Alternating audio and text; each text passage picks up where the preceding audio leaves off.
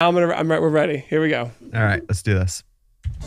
Hello, everybody, and welcome to the StreamGeeks podcast. Today we have Mike Nappi, who's going to fill us in on the world of Castle of Bam, live streaming, event marketing, and all that stuff. Thanks for that. Welcome to the post-show podcast with your hosts, Paul Richards, Tess Protesto, and Michael Luttermoser. Let's talk shop. All right. Thanks for coming, Mike. Thanks for having me. This is going to be a fun show. We had some tech issues getting into this, but we're going to be good now. We're going to start off by asking you, can you frame up what the heck was this Castle Bam? Just for people who have no idea out there on iTunes or, Spotify, What was this thing?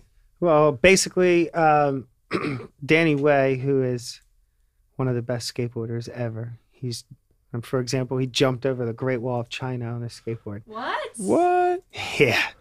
Out of a helicopter. He's unbelievable. He's so smart. My husband was Googling video of him to show me. He's that unreal. Danny Way is so dreamy. Yeah, he's unbelievable. Super nice too.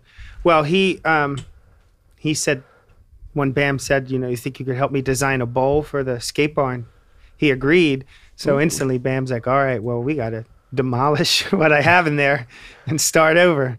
And what better way to do it than to have a festival and have 2,000 people slam things and speed up the process and charge them and pay for it. Because he always allows his skate barn pretty much to be open to the skate community. Wow. So when there's a bowl built, which will be, almost like a swimming pool, a bowl, it'll be open to, I'm sure, a large portion of the skate community. So it's a good balance, I think. I thought it was crazy. We were there live streaming it, and you'd look over and some guy would have like a sledgehammer, and you'd forget. You'd be like, oh yeah, these kids actually came here to demolish the live stream. And then Tess had this thought. So we're set up to live stream this thing in the corner on a ramp, and then Tess goes, are they going to demolish like what we're standing on? Like, do we need to be like worried for our safety? I was like, I can't say we don't need to be worried for our safety, but I do think they're going to give us some heads up before they destroy the ground we're standing on. It's gone now. You guys were, it's gone. It's completely gone. Everybody helped. That's crazy. Wow. Yeah.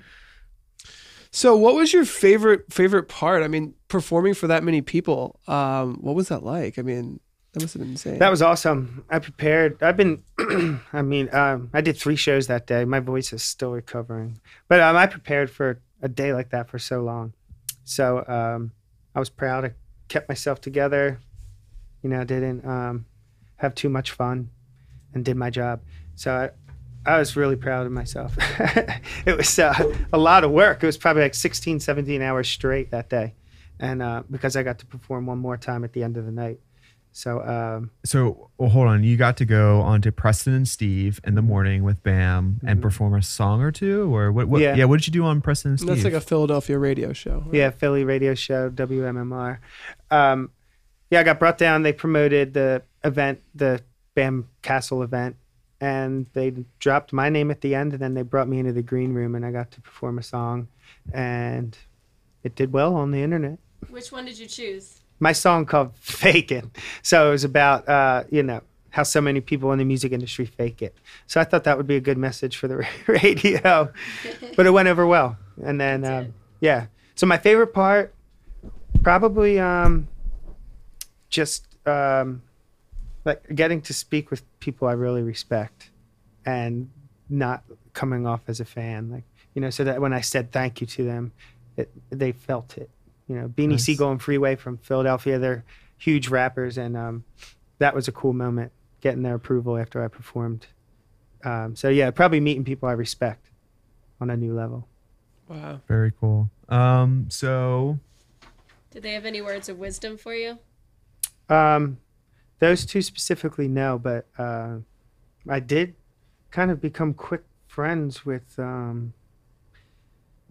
Chad Tepper from Team 10, and he's a really nice guy. He works really hard, and we were just talking about when you start to progress, there's a lot of people that are jealous and say mean things, and he said just keep pushing through that, and that was really kind. Especially today with social media. Yeah. We get some trolls on our channels as well, so we know about that. Yeah.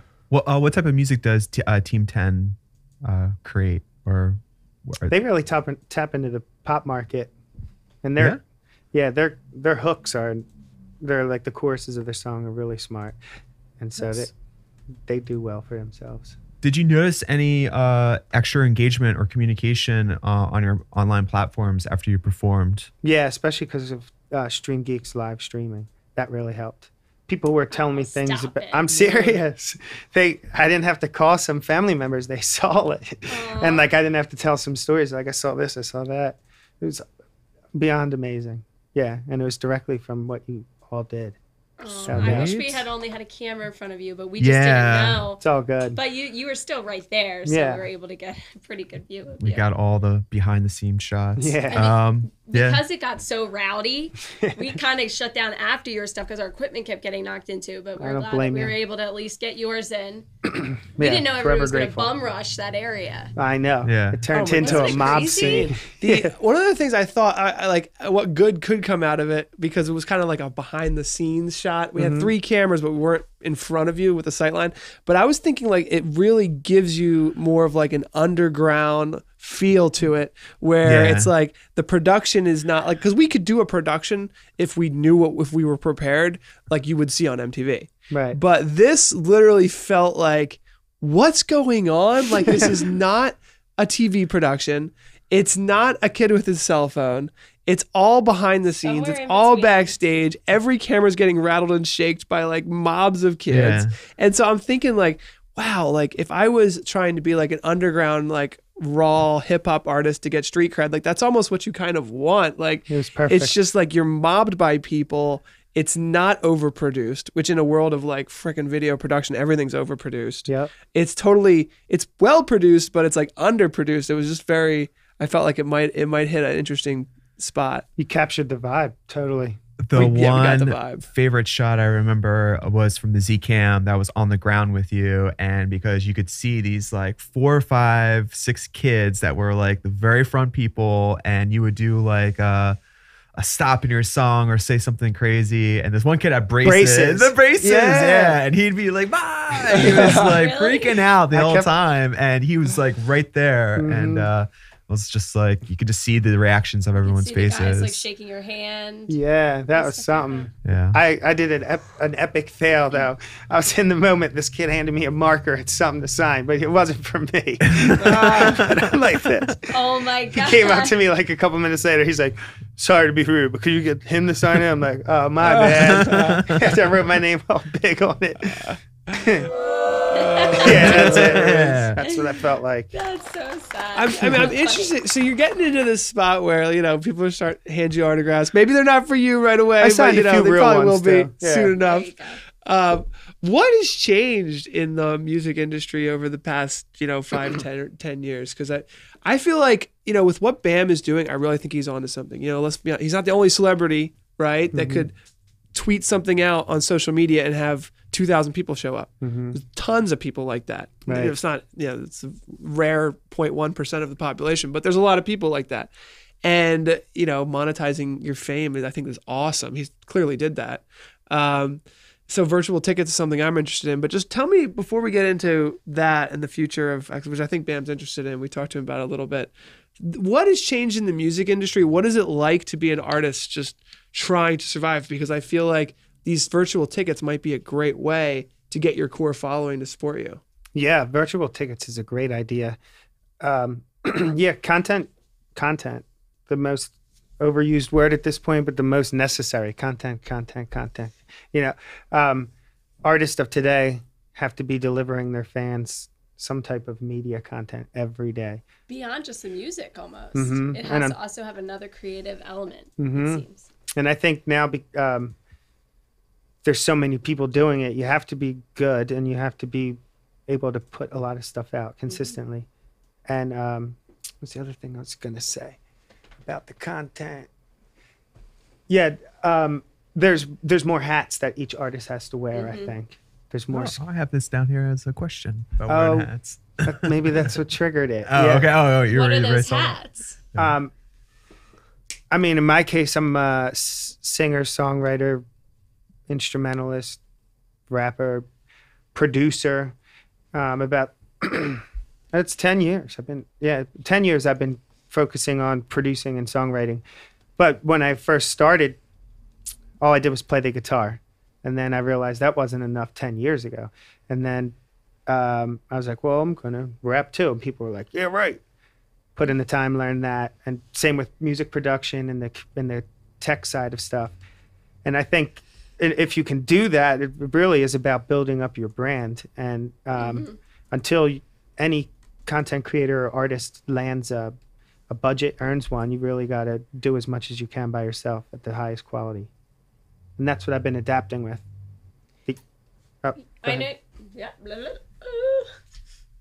Who? You? Me? What? Do I have a question? I was going to go with one of these. Go ahead. What was I going to say here? So do you feel like live streaming or that type of broadcasting, is that a skill that you feel like you want to learn or you should learn? Or yeah, absolutely. Yeah, I think catches your interest enough. Mm-hmm. Yeah. Oh yeah, and you all are ahead of it. Right now the masses are still live streaming cell phone. That's why you all are so ahead of it, because it's next for sure. Like. The upped quality of live streaming, like you said, the virtual tickets. So I think everyone that's a content creator, musician, it's something they need to be aware of for sure and learn. It really makes a difference. People want to get to know you in as real of a way as possible. And now we're up to real time, So 100%. Yeah, it's all about just being transparent, being yourself, losing the filter. It's hard to do, even though it's the easiest thing to do. Yeah. I know you have a lot of interesting media on your Instagram that I follow. Can you tell our listeners a little bit of, your strategy when you are creating these funny videos? Yeah. I learned a lot. I'm learning a lot from the generation below me. They really just mastered content creation the fastest, I think. And, basically, it's each post is like a modern job resume or like an application. Like, how can I entertain someone with the skills I have to offer in a minute? Because then it might be dumb, but they'll be like, oh, wow, he produced that. So it's kind of like an engaging way to show people what I could offer. Use a little bit of cartoon type thing, like your floating head on different images. Yeah. And I see you're doing some holiday stuff to try and be timely. Yeah, Nappi holidays. That Nappi holidays is a legend around 5th year in a row. Yeah. It's just a curious way as a musician to try and promote yourself. Because it's different than just posting selfies of you, performing. Yeah, I agree. Music, you have to... In 2018 and on, you have to accept that a lot of music is going to be a promotional tool. As an artist, you put your soul into it. It's really just entertaining someone for a minute to get them to want to watch another minute, and then maybe down the road buy some merch or something, or a ticket. So a long-standing relationship, a virtual ticket. Yeah. And that's what we're trying to show small businesses, that live streaming is an asset that they can use to try and create real relationships with potential customers. I think it's beyond, genius. A newspaper ad or something. Because let's talk about it. Like, this is real thing. Like, you can't, the money in music, it just isn't there anymore. And so it's more of just turn in the content, and the money is, tour tickets, going on tour, and the tickets for shows, and then like you said, like merch. And then if you connect with a good brand and do some type of deal like that, other deals with brands. Yeah, it all comes back to, like you said, the content. Yeah. It's wild. It's the same thing, just a new way. It's I don't know if that made sense, but it's still, you got to connect with the masses, and you can often collaborate with other brands to make that grow. It's just the medium is changing so fast. That's what I think is interesting that you said, is that it's the same thing, but it's a different way. And I want to put this in perspective of what I've seen in Bam's career, because I think it's really interesting how when he first started going out, I loved his editing style was like beyond, like it was way beyond what anyone was doing at the time. It reminds me of Casey Neistat, who's just on fire right now. 10 million YouTube subscribers on every freaking video, the YouTube Rewind 2018, just everywhere this guy's skateboarding through New York. Yep. You probably know him. His editing style is very similar to early Bam, but Bam was doing it 15 years ago. Except Bam wasn't posting it on YouTube. And I was listening to a podcast with Bam, with Rab himself, and Bam was kind of complaining about YouTube, the way that they don't pay you any money for your content. And like, he'll make a video and some random dude will post it on YouTube. And he's like, what the hell? That's my original content. So it's this crazy new kind of world that we live in, but the economy is growing. So technically, the opportunities are larger and larger and larger every single year, but getting to them is just becoming you have to think about everything differently. Like it's more difficult now to sell DVDs and like $20 DVDs through every skate shop, the way CKY videos were distributed, where he was making millions. You know, like that's probably not going to happen anymore when kids can pop open Netflix. Like Netflix didn't exist. YouTube didn't exist. Kids are looking to literally just flop on, you know, they're just trained. My son's 3 years old. He like knows how to operate YouTube, and like if it's not there, it doesn't exist to him. Right. And like everything is cloud based now. But what that means, more people have phones, more smart TVs, more televisions, more demand for video. Yep. But the way to get those eyeballs and monetize it has completely changed. You're right. So it's just interesting, and it's the easy part is consuming the content, right? And you got to be careful not to fall into that. Like kids are just consuming YouTube all day long, just consuming, listening to music, Spotify, whatever, constantly. What you're doing is the hard part, creating the content. You all too. And we're doing it as well. We know how hard it is, and but once you understand creating the content, it's like you also got to remember, it's like you're not just gonna like. So it's not going to be a huge success. That's why I envy Bam a little bit. 5 million Facebook followers, 2 million on Instagram. Yeah. You know, everybody knows him. Everyone's willing to back what he could do. And I feel like if he had the hustle that he used to, not that he doesn't anymore, but if he was making videos like he used to with CKY and doing it on YouTube the way that Casey Neistat does, like daily vlogging and like not fighting the idea of YouTube, but I think he could get millions of views. And then you do get thousands of dollars every month. There are YouTube rich kids, you know what I mean? Like rich Absolutely. YouTubers. And honestly, the way I've seen it for our business too, especially if you have merch, you have virtual tickets and things yourself. You already have the platform. You've got the platform to get it out there so quickly and easily. And that's kind of been our business model, is like, let's show people how to do stuff, Tons of people are seeing it, and then you whittle it down to the people who are willing to pay. And I think that's kind of what you're doing too. Sure. Like you're just getting stuff out there. But it's so hard. And we've fought this battle of being the little guy and trying to fight this uphill battle. Like, you know, like it's just, I mean, of course, it's not like it's always an uphill battle no matter what you're doing. But the cream does rise to the top, though. I love it. I do think so. It's not, I don't even really have proof yet, but I do think hard work and not giving up is a winning formula. I agree with that. Especially with this stuff, because you just got to be, you know. Consistency on all the time. Yep. Don't stop. Yep. And not get obsessed of when. Right. The when. The when has never been when I thought the when was going to be. And there, you know, what does that even mean? And making sure you're having fun at the same time. Yeah. Through all the hard work. You're not having fun. You know, I guess like the when is like now. Yep. When you don't even know it. Your collaborations this week are probably going to be really helpful for you, because all those people that just got a taste of who you are and what you do, they can now look at the content that you do have and say, oh, this is really cool, and learn more. Yeah. That's what I agree 100%. My Instagram's like my walking resume, really.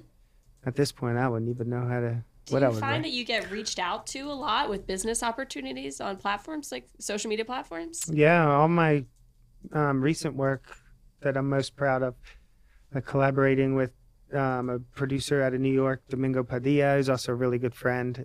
He got me connected with cannabis, and then Seven Spheres from the UK, who put me on a track with Royce da 5'9", like really big people in the hip hop community.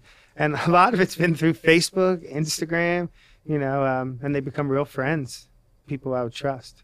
So yeah, a lot of business has been done on social media for me. That's where I reach out to everybody. I want to have a guest or something. Yeah. Mm-hmm. Yeah. It's insane. Really at a certain point, the kids who grew up with Facebook. Now, I always remember that like the first iPhone for me didn't come out till I was in college. Tess was in high school. She's younger than I was, and you guys are maybe a little older than me. So we're not even the youth that grew up with Facebook yet. But eventually, all of us, will be the people who are like holding the elderly positions and the positions of of interest where we're the 50s, 40s, 50s. Like eventually, the people who understand Facebook will actually be running society. It just takes a long time. Yeah. But there is an interesting, transition where a lot of the decision makers, I think at this point, everybody gets it. Like, I think at this point, you buy a smart TV and YouTube's on it. Yeah. Like Facebook's on it. And you had that realization recently. People are still have old TVs that aren't smart TVs yet. But eventually everyone's TV will be a smart TV. I pulled up YouTube on my smart TV for the first time. I was blown away. I was blown actually from the quality. Yeah.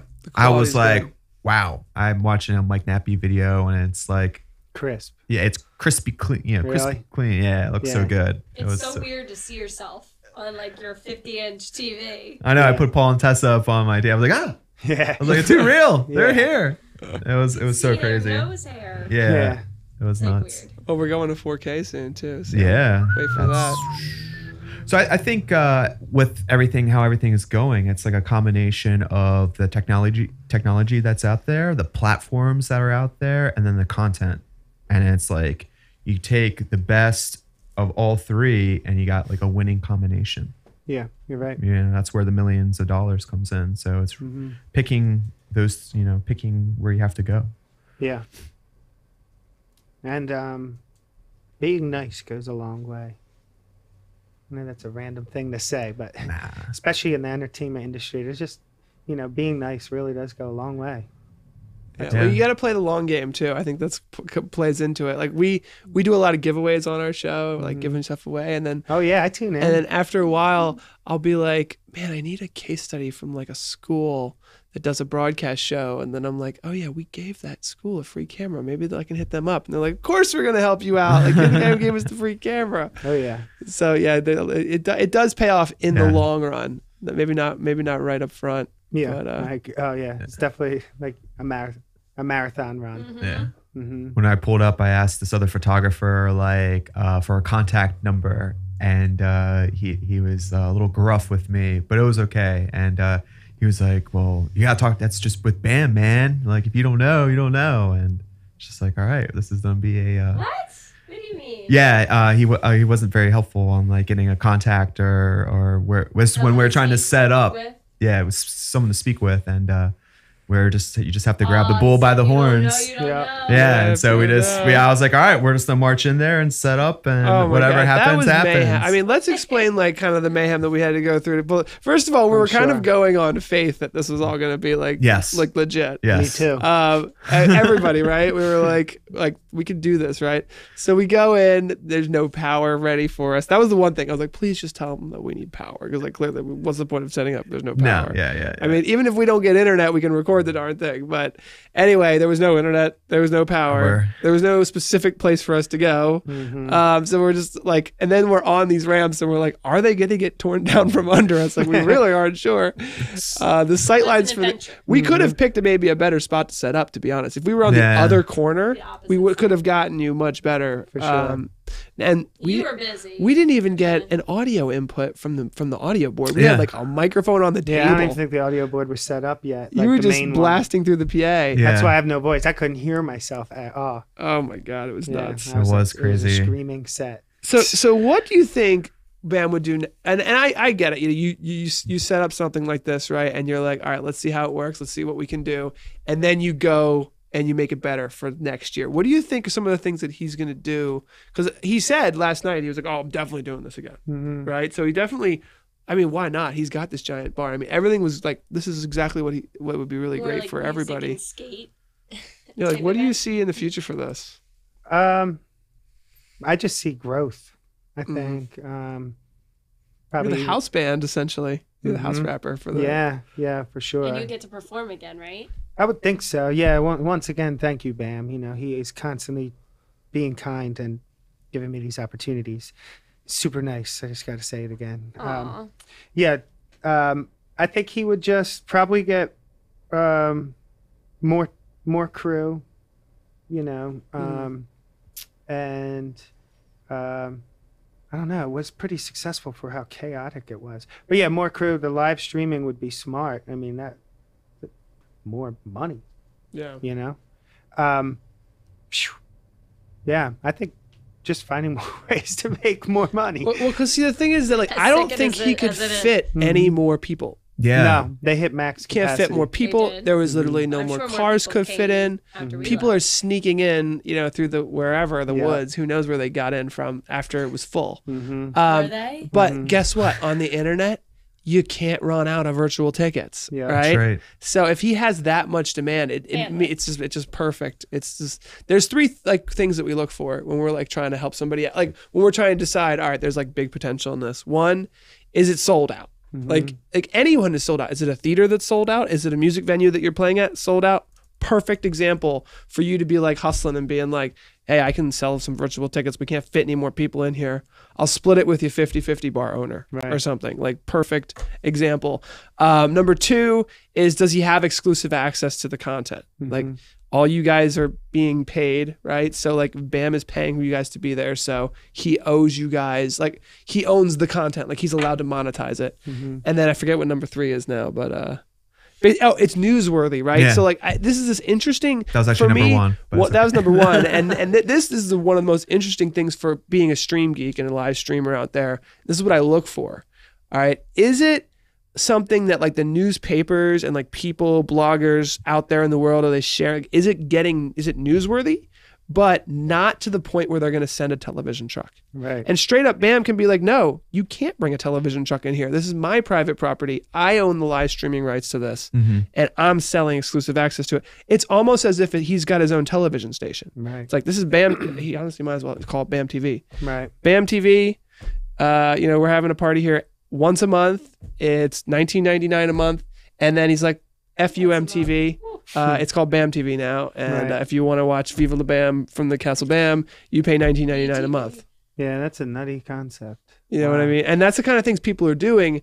You can use Vimeo, and it's like $99 a month, and you can like have your own app and everything. Wow. How much would we, if we were to sub virtual tickets for this event, how much would we think we would charge for something like this? I don't know. Wouldn't have to That's be a tough. Yeah, make a lot of money. Yeah, because hopefully it's scalable. People. Yeah. What if like with exclusive content, like after hours when they kick everyone out and they have like a closed door of what Valiant Thor, was that the name? Yeah, so everyone leaves and then they have like one more like set and it's only just in front of for the virtual tickets. Yeah. Because there's gonna be eventually. I mean, literally, their virtual tickets are gonna be more money than the money collected at the day. There's just no question in that. I can't go. I'm scared to go. I don't know what's gonna happen. Like, is it even safe? If it's safe, it's not safe. Let's be honest. There's kids with pickaxes and sledgehammers, and if you're all weary of being around kids with sledgehammers. Apparently, there's not even a fist fight. No fights. Wow. Success. Hey, wow. I'm gonna. Yeah, give us a cheers for that. Yeah, congratulations on like no crazy. Here, I'll give another one. Well, so let's talk about the business of it. So there's two things you can charge for, like mainly online: virtual ticket, like live access, and then there's the on demand. So like it's almost as if you're selling a DVD, but you're just sending them a link that they have access to. Because it's, you don't want to spend $5 in shipping and actually printing all these DVDs and all the earth. It's not recyclable or whatever. Nowadays it's all just virtual, right? Yeah. So you're selling those two things. So the way I've seen it done most successfully, and so we were live streaming a conference in Los Angeles, and it was $99 for the live stream and $200, so $199 for the live stream and all on-demand access for 1 year. So, and the reason why they did that is because like in the next year, they're going to have a new conference, new information. That information would be outdated at that point. But think about this for a second. So let's say you paid $40 to get into this event and you didn't catch every band, or you want to show your friend back at home or whatever, you might actually not want the live because you were there, but you might actually want to buy that on demand video and be like, I want to watch that again. Yeah. You know, like I want to watch that with my friends who missed it. And look, I'm there that's me. You know, I was in that stage. So I could see making like a super affordable $1 or maybe $5, maybe $5 or $10 to get the live, and then charge it like a DVD, like $20 for the on-demand access. Yeah, it would totally work. And then if you buy the on-demand and live together, you get like a discount. Yeah. Something like that. Yeah, it's smart. So that's the way I see it going. Because you don't want it to be too cheap, because if you get 1,000, you're happy and you got $1,000. So you'd like 1,000 people to buy the $30 package, so you'd end up with $30,000, you know, at a minimum. That's what I think the minimum it would be. Yeah. I think with 5 million Facebook followers, it could be a shit ton. That would make sense, because it would be under the cost of physically being at the event. Yeah. I feel like as long as you kept it under the cost of physically being at the event, it's worth it. Yeah. That was like, you know, the YouTubers, the Team 10 YouTubers. I follow them. They kill it, man. They're pioneers. But they did that fight in England this year, and they had virtual tickets too. Oh man, they sold out. Virtual tickets is a new thing, and you guys are right on time with it. It can only work for an event, something people want to see and can't be there, and now they can. There's a lot I would pay to see a virtual ticket for. Same. Yeah. You know who's been doing it for a while though, surprisingly? The Grateful Dead.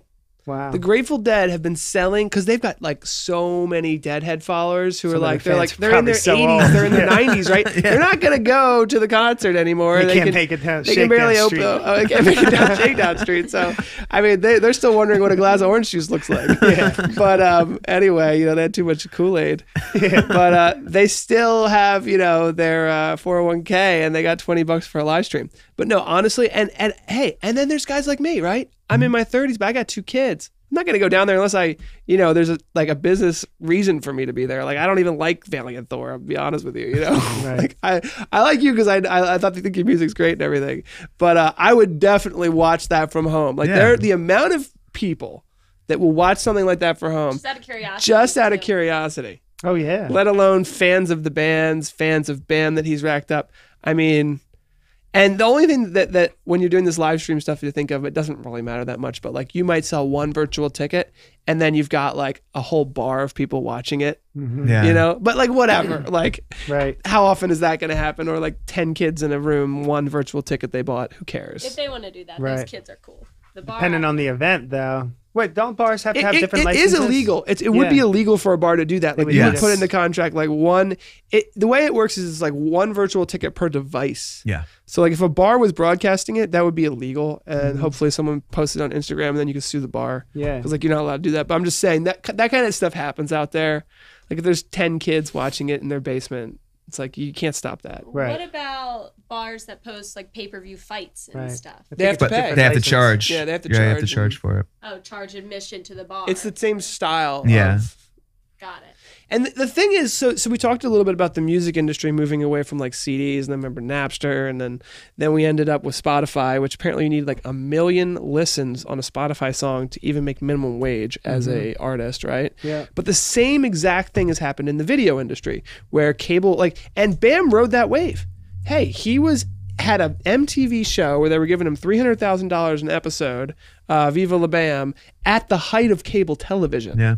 That is something to be said for, because, you know, nowadays cable television, like kids don't even know what it is. I don't have it. You cut the cable. Do you have cable? No one's got cable anymore. I got like 6 and 10, you know. You got like the 6 and 10. Like those aren't the ones you pay for. Right. You know what I mean? So like everyone has moved over. Like Netflix is taking over in a big way. Prime wants action on it, and Prime's doing a great job. Like freaking all their shows are winning Emmy Awards. They're showing Thursday Night Football now. YouTube is starting to YouTube's been trying to get into YouTube TV a lot, doing a lot of originals. Guy. YouTube Premium, I like. You got YouTube Premium? Oh, you got YouTube. All right. And now they're starting. They were trying to roll YouTube Premium, and they also have YouTube TV, which does give the cable networks a little bit of love, because you can watch like E! And my wife is watching Kardashians, and I'm like, why did I get this? I did see real fast. I didn't get to read it all, but Netflix is supposed to be rolling out over 90 like Netflix only movies.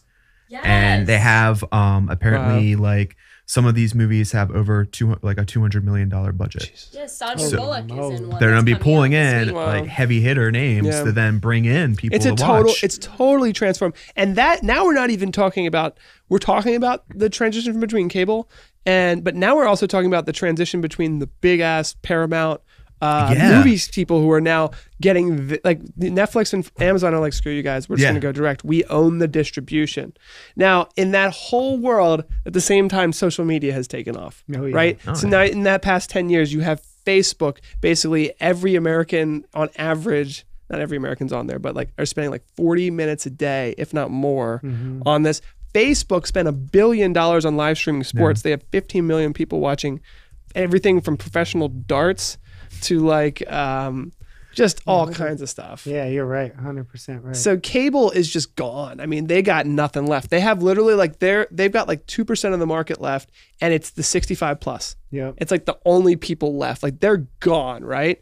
So then you go, and now you go to today, and you got a guy like Bam who was very successful when cable television had his own show on MTV. And then you go, it's time to take back the crown, start Bam TV. You know, it's time to literally have your own television station. Use Facebook, use Instagram, which has been very successful on to promote that. But you got to start your own channel, your own network, and that's and that is brand spanking new. And not a lot of people are doing that yet because it is a major investment. Right. But I've seen Bam. He produced his own stuff. He is a startup kind of hustle guy. Oh, yeah. He could roll out a video production team. He saw what MTV did, and he was the creative one. Yep. So like I could see him being like, if this adds up, he starts selling virtual tickets to his parties. Those just become part of the like the shows that are available. He probably owns rights to, now I'm thinking about it. Think about all those CKY videos that he already has. He has all of those videos that he could release into a catalog where it literally looks like Comcast On Demand, where it's like, we're playing CKY 1 today, we're playing Haggard 2 today, we're playing this. He has enough content to populate an entire network. Yeah. Joe Franz is currently flipping them into high def. Is that the right word? He's upgrading all those tapes right now. So it's funny. Is he the guy from New York? Is he a New York producer? Joe, no. Here he did. He's in here. All the edit. He goes back to like CKY days too. Oh wow! So he's original. So you're right on point. He's an original editor. With everybody. Yeah. Wow. Joe Franz. Okay. Yeah, he's a legend around here too. Very cool. So you're absolutely right. Yeah, they're updating the old stuff to the modern times. Wow. That's pretty cool. Yeah, we're gonna have Vimeo on our show soon because we work with them. They bought Livestream for like 25 million or something like that. Wow. So they own Livestream. So they're trying to help people just like this, and even smaller content producers. You pay like $100 a month, but you get your own app, your own channel, your own paywall, which is basically the way to say, this is how much it costs to watch this video, or this is how much it costs per month to have access to all my videos, or this is how much it costs for this specific event. Like all the tools you need. That's great. Literally online, ready to go. Troy in the chat is mentioning the opportunity to access a Facebook user group and charge via PayPal to be in the user group. That's an interesting one. And then you have access to all the streams that they promote. Yeah, that's a great one. That would be free. So Vimeo you pay for, but for someone like on Bam's level, he'd probably enjoy those extra features. But like if you're just starting out, for example, like like with what you're doing with your music, you could have a premium private Facebook group, Facebook groups and everything, where it's like you got to pay $100 to get in, or like $10 to get whatever you want, and they pay you via PayPal. You let them into the group, and that's where you stream all your shows. That's smart. So even for small bands who can't afford to pay $100 a month to get started with like Vimeo, you can just use Facebook and just charge people to get into your group. That's smart. So there's a lot of ways to skin the cat and start making money with this kind of stuff. This nifty list over here. We went through like pretty much. It ended up being self-guided, so that's very good. Is the music and live streaming market oversaturated? Yeah, but I think it's a plus because it makes the talented people emerge. Yeah. You think the stars shine through? Yeah, I do. There's definitely some mud that gets up there, but I think if you have to adapt though. That's like, is it oversaturated? Yes, but there's there are rules you kind of have to follow, formats, but then it allows you to be most free, just even just like understanding posting when to live stream, play those rules. And do you ever live stream really on your cell phone or anything? Yeah, I do. Not as much as I should. To Instagram? Is that kind of your main platform? Facebook actually is my most Facebook is your main platform. Yeah, it's my most responsive. So what type of music do you do for our listeners? Should we do some music? I know you have your guitar here. Yeah, it's up. You guys are the bosses. Yeah, we should do it. We could take this one for the guitar and then that one for your voice. Wait, but let me just describe to me your genre. And I know people don't like to be put in genres anymore. It's cool. Lil Pete. It's unique. This guy loves Lil Pete. Rest in peace. We're best friends. My music is a hybrid. It fits pop music song structure, but it's got rapping in it, singing in it, instruments. I produce my own stuff. I'm not afraid to say it's pop, but at the same time, it's real rap too. Mm-hmm. There's definitely a lot of feeling and emotion, and it's definitely written from thoughts. Wouldn't that be funny when like Mike's like big and famous, and we're like, yeah, I remember when we had him on the podcast. Honestly, this whole Castle Bam thing, like, if we could help Bam do this, where like 100,000 people are watching and you're the headliner, like that would be like, and like here's the other thing, just to take it one more level before we do some live music, which would be awesome. Is it the other level that it's going at, where it's like you're watching Mike Nappi right now on BAM TV, click here to buy the album. Right. Like literally it overlays on top of the live stream. You're like, now you're watching Valiant Thor, click here. And then you're like, whoa, because like you would have never been able to get 100,000 viewers live, but like BAM pulling it together, blasting it up with 5 million people on Facebook, the Instagram followers. And then it's like, now we actually have a pretty damn big audience of interested people. Right. That's what like social media is all about. It's like gathering up the people who really care and are interested. And those are the people who are going to buy the albums. Right. Yeah. And then it's like, all right, here they are. And again, though, in today's day and age, I don't know how often people buy albums as opposed to just like listening on Spotify. But those are the people who are going to like follow on Spotify and like make it out. And like that's one of the things that if we could do this right, it would be like the live streams out there. There's virtual tickets for sale. Maybe we still are streaming on Facebook because we want to keep those people like engaged, but they're not getting the exclusive music. Like we got to like show them behind the scenes a little, like go Frolic by the Fire, whatever, go interview April or whatever, but they don't get, if they're not paying, they don't get the, the juicy stuff that everyone's is like loving. But anyway, like on the juicy stuff, it's like buy Mike's album. Like, don't forget, like we do the video production correctly where it's like Spotify, like now click right here, make it frictionless as possible. And that's where it's headed, I think. 100%. I agree 100%. That's exactly where it's going. It's weird. Everything's in the clouds now, like you said. I'm looking him up on Spotify. Oh, that's the picture I used for today. Nice. Look at this. So small town. So he did a Dancing Local Stars and charged $5 for a private ticket and $40 to get into the local bar. So making it a lot cheaper than the local bar, and actually gave back 10% to fundraising too. I think that's important too. Like if and I was thinking about this. I don't even remember why. But I was like, man, if BAM had a cause that he cared about for this next one, and we always try to, involve fundraisers in everything we do, that just makes it that much more legit and that much more where like when people are complaining, the neighbors are complaining, it's whatever. It's like, well, we raised a ton of money for amazing cause. Like, there was a lot of parking issues, but like get over it because we, are helping kids who need help. Oh yeah. So like I would throw in that too as like a, we gave 10% to, because like when you see how much, can happen with this stuff, you almost feel like you have to give back. Yeah. There's the potential for income is wild with live streams and the right influencers for sure. Do you play the song "I Am Right, You Are Wrong" when your wife is going at you for something? No, I'm not. No. Or would that just really make he wouldn't be here anymore if he did. Yeah, he wouldn't even be here if that was true. Yeah. I do play it, and keep in mind all of the people that told me I could never. That's what it's more direct to. Yeah, nice. A lot of people, because I'm very different, and it took longer to convince people I can rap and play the guitar. And so that song was just kind of a little nudge, like maybe I'm right a little bit. I don't know it all, but I'm confident in like in my songs. That's one thing I'm confident in. That's awesome. Well, can we hear something? Sure. Thank you so much for coming out today. Oh, thanks for having me. I'm going to record this one separately too. Somewhere else? No, I was working on stuff. Oh shoot, Nappi. We also have the recordings and your hair of has grown significantly since I've known you. Yeah. All right, it's Tess. We're going to give him this mic for his guitar. Are you going to keep going? Yeah. Forever and ever? Not forever and ever, but you won't let it touch the floor. No, that would be annoying, right? Yeah. It takes him forever to get out of the shower. Yeah, it's really just like my costume.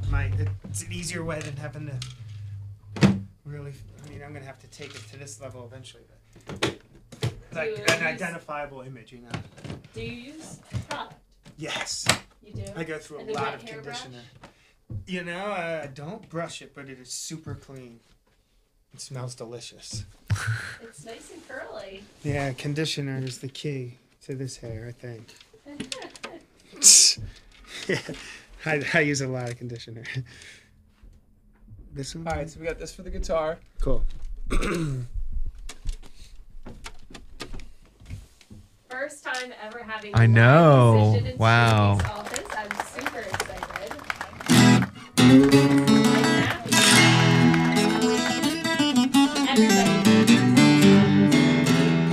What's that? Make sure you follow Mike Nappi on social media at Nappi Music everywhere. Thank you. Let me just play a little bit because I gotta get these levels. That's right. fine. That's fine. If the levels messed up, I'm gonna be pissed. Check, check, check.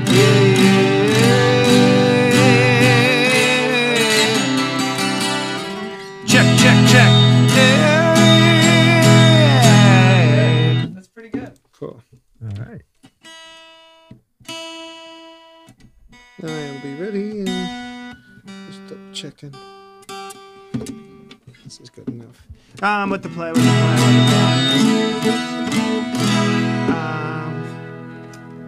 I just did the one on Preston and Steve. I don't know. Do you want to hear that? You want to hear something different? Whatever you want. Something different? Yeah. I like that song. Oh, yeah. Alright, Michael likes that song. I don't know, but I might not hit those notes to that song. Oh, yeah. Whatever you want to do. Yeah, I got one. This one's about making your dreams come true and speaking it into existence. Ooh, this is a good one. Yeah. So we do around here. I'll censor myself, but it's still a good one.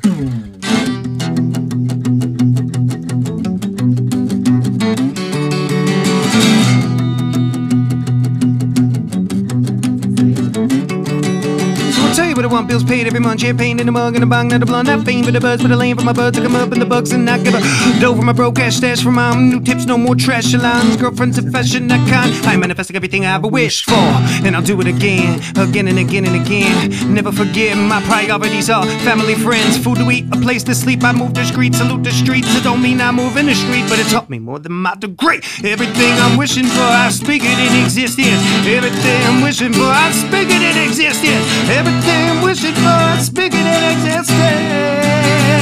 Yeah, I wanna be on the Tonight Show, the Today Show, Sway Show, cook a beat on Rachel Ray Show, play so great on Saturday Night Live. It's viral when they go in a train boat on the plane road. Listen to me on the way home. I really want to be in GGN. In my dreams, I see me eating, sharing it, the double G, smoking with juice and gin. Grammys, MTV Awards, my shelf's empty, you're waiting yours. Invitation to the lake of floor.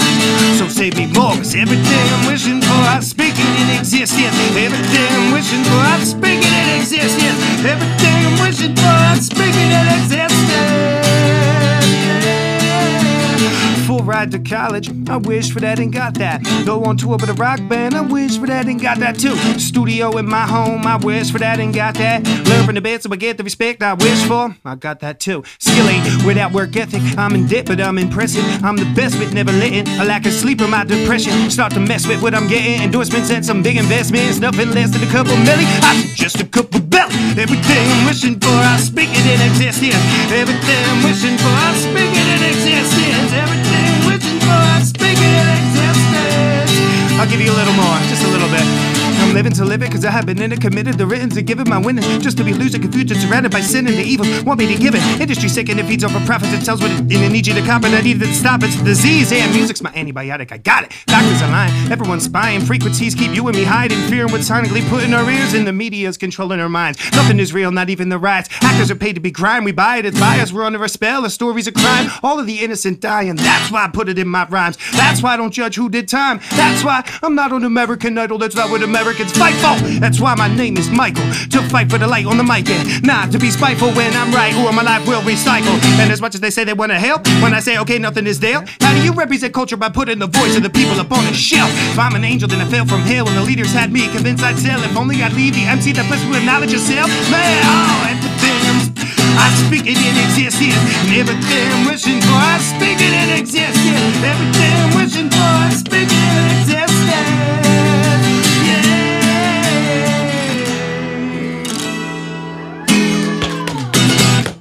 Thank you. That was awesome. Thank you. There's a little message about speaking anything you want. Thanks, yeah. It's a lot of practice with a lot of time with no friends in my room growing up. Wow. All right, well, we'll end the podcast on a high note. Thank you for listening, everybody. At Mike Nappi, at Nappi Music. At Nappi Music. Yep, thank you again. Where can we find you at? At Nappi Music, Spotify, iTunes, all digital music platforms, Instagram, Twitter, Facebook, and all of the above. Did you get that multimedia video? Multi-level. Yeah. I want a multi-level video. Shout out to you guys as well. Yeah. Oh yeah. Cool. Awesome. You guys are the best. They rocked. Their footage was great. Yeah. Super talented too. Everybody go follow Mike Nappi. Thank you very much. See ya. Peace.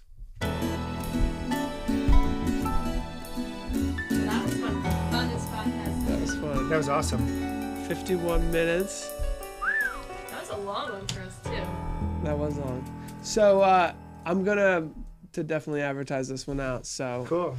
I can show you some of the advertising techniques I have, but we hire these Fiverr people to get us to the top of the charts. That's awesome. It's pretty crazy. So we'll call this the Mike Nappi. The Mike Nappi Show or Virtual Ticket or Castle LaBam. We're still live. 2018. Guys, thank you so much. 2018. Michael's gonna go end the stream for us. You guys rock. Let us know what you thought of our first in-studio musical performance. Boom. That's really exciting. That was fun. That's really exciting for me. This is the town I love the most out of anywhere. Really? So, heck yeah. You travel a lot? Beginning to. I'm still new to traveling, but... What was it like being on Preston and Steve?